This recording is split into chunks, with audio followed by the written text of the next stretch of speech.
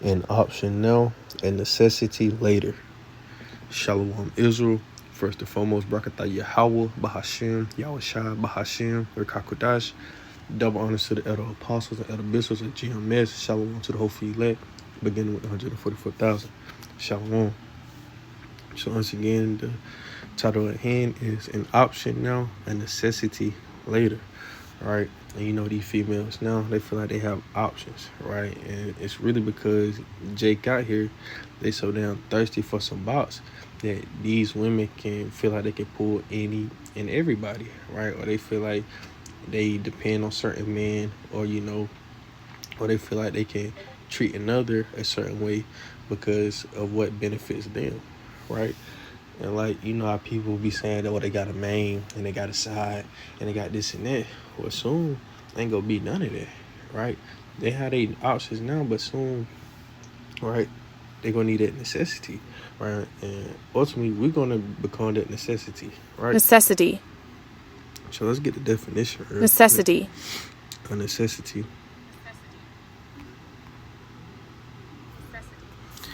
Right, and it says the fact of being required or indispensable, right? And it says the necessity of providing parental guidance should be apparent. Let's see if there's any more.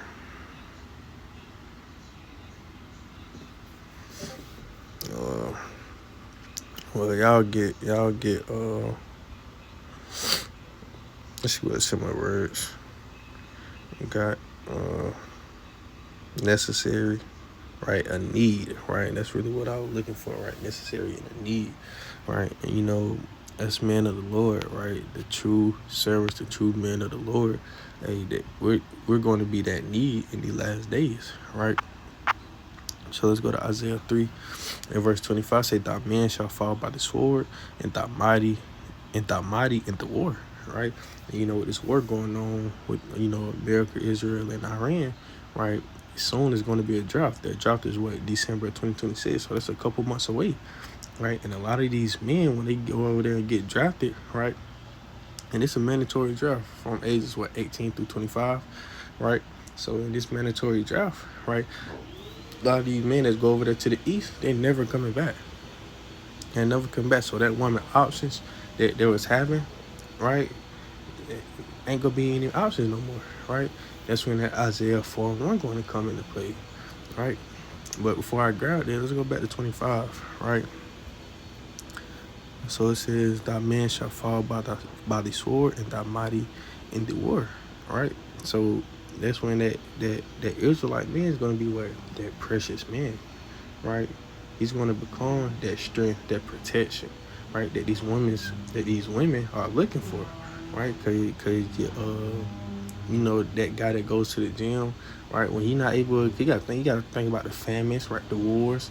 When that man ain't able to get that protein and that nutrition that he was given to keep gaining those muscles and things of that sort, when he ain't have that strength ain't there.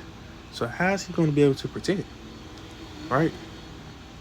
When you ain't got that, when this one's out here, right, that, when the MOTB come out, right, which is the RFID chip, when they don't take it and they're not able to get the food and water, right, that they need, how are they going to provide for their families, right? Because the Lord say He's going to take care of His servants during those times, right? The true men of the Lord, those going to be the ones that the Lord is going to be feeding, right? Going to make sure they have the water, right? While everybody else, they're going to be being affected by the famines, the plagues, the wars, the pestilence, right?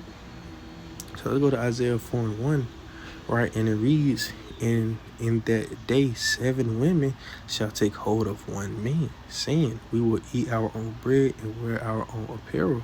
Only let us be called by thy name to take away our reproach, right? I'm reading the NLT, right? Saying that day so few men would be left that 7 women will fight for each man, right? I don't know if I really like the NLT version like that. It said, in that day so few men will be left that 7 women will fight for each man. I mean, I still read it. It say, saying, let us all marry you. We all provide our own food and clothing. Only let us take her name so we won't be mocked as old maids. So, like, yeah, I was interrupted, right? But Isaiah 4:1 from the top in the KJV version say, in that day 7 women shall take hold of one man. That number 7 goes to what? Completion. So can the Lord give 7 women over to you? Kind, right? But it also could be 3, right? 2, 5, 12, right? However the Lord want it to be, right? A number that you can handle, right? So it says, saying we will eat our own bread and wear our own apparel. Only let us be called by thy name to take away our reproach, right? So these women are going to be cleaving to what? That true servant, that true Israelite man, because why? They gonna know and understand that hood nigga, that scamming nigga, that athlete nigga, that gym nigga, that so-called preaching nigga is not gonna be able to help them, man, right? None of these last days, because why? These women are going to be looking for help. These women are going to be looking for who can, lead me to the way, to heaven, in the sense of what they'll say, right? Because why? They're going to be looking on how to repent, how, all these things, man. Who can be their protection, right? They're not going to be out here looking for the Ray and John. Nah. They're going to be looking for the man that was on the highways and byways.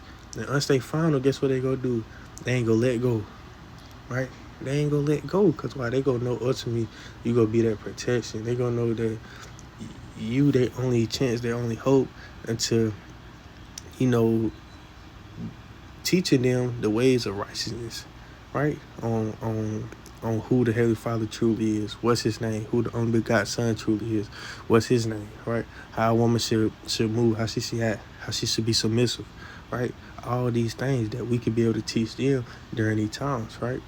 We're going to be beneficial to them. We're going to be that need, that necessity, right? So let's jump to the 13th chapter, right? In verse 12, and it reads, I will make a man more precious than fine gold, even a man with the golden wedge of fear, or Ophir, right? It's like if I ain't pronounced that right, but that man that he's going to make more precious than fine gold, talking about who? That Israelite man, ultimately that elect man, right? Because that gym guy, when he's infected by the famine, he not able to get those nutrition, those protein shakes, right? The thing that he needs to gain all that muscle.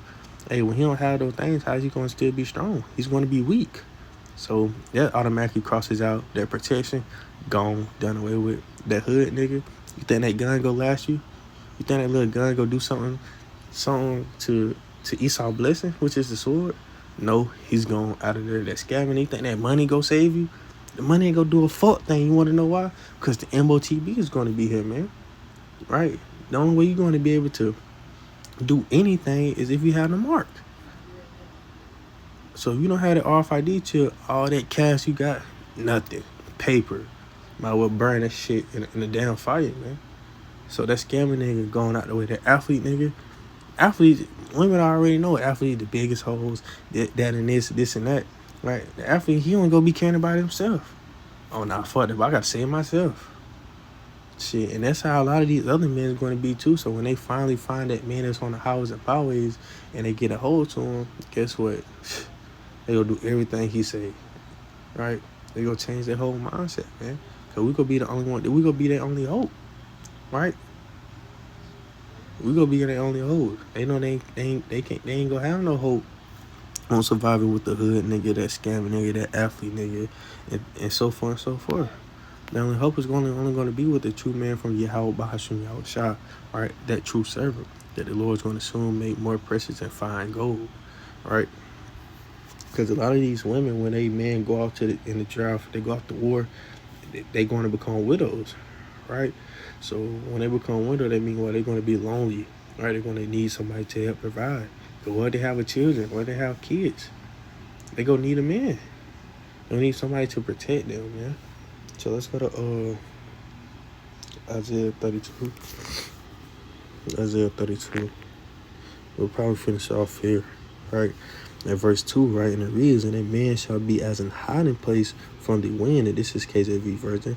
It said, and they convert from the tempest as rivers of water in a dry place, as the shadow of a great rock. And then where we land. So just imagine you in a desert and your throat parched, right? And you see a rivers of water, right? That's like your eyes go, light up, right? Tell you what, that's a necessity, that's a need, right? So it says, and a man shall be as an hiding place from the wind. Ultimately meaning what? That we're going to be that shed of protection, right? We're going to be able to protect, right? We're going to be able to provide. We're going to be able to do all these things that the other man can't, that's not going to be able to do, man. Right? And that's through the will and power of Yahweh Bashim Yahushua. Especially, those elect men that receive the spiritual powers. Because that's what they're going to be able to do. They're going to be able to defend and protect the ones that surround them, man. Right? To save everybody else's life. So that's a beautiful thing, man. That is a beautiful thing. That is a beautiful thing, man. So right now we are option. Female don't take it serious. Right? They feel like they can go off and fuck off. They feel like they can do all these things. Hey, all that shit finna go out the window. When these famines, plagues, pestilence, and wars and shit get here. Oh, now you calling our phone. Oh, I remember you saying something like this, man. I was just, hey, man, get the hell on, man. Hey, we remember the women that was with us and who wasn't with us, man. We remember the women that didn't want our number back then. So when you try to come around now, shit. Hey, Kid Rock's little mama, hey, but you out of there. You out of there. I want to think of this other precept. Here's this tonight chapter. In verse 2, right? It's not on the blue app, right? Blue letter Bible app. So this is 2 Ezra 9 and 2. Say, then shalt thou understand that it's the very same time where the highest will begin to visit the world which he made, right?